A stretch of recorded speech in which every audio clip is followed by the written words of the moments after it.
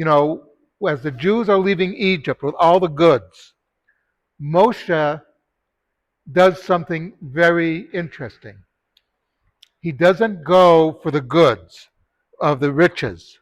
He goes for the bones of Yosef. It says the bones of Yosef, because Yosef made the Jews make a promise that they would not leave him in Egypt. He would be taken to Eretz Israel with them. Uh, and Moshe showed his fidelity in that he made sure this was done. This is a very important point in Judaism, that we honor the previous generation, because Joseph was in the previous generation and Moshe felt an obligation to honor him.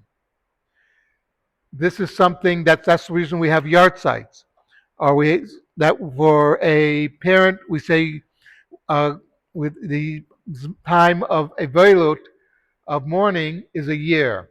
We say Kaddish for 11 months, but it's 12 months for velut, for mourning, because you can replace everybody in your family except for two people, your parents.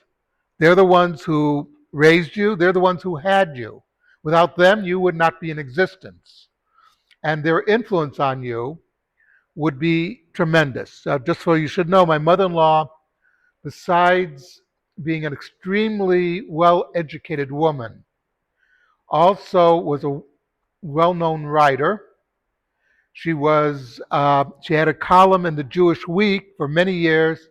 Ask Helen Latner, that was her name. It was a sort of a Jewish Der Abbey, because she discovered that a lot of people didn't know Jewish etiquette.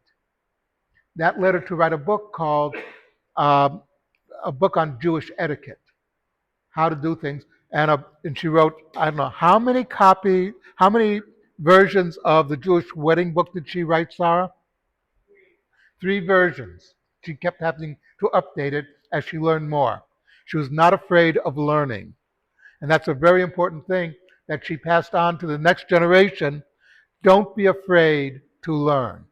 You might discover, that you didn't know as much as you thought you knew, and then you knew more. But it's something to think about.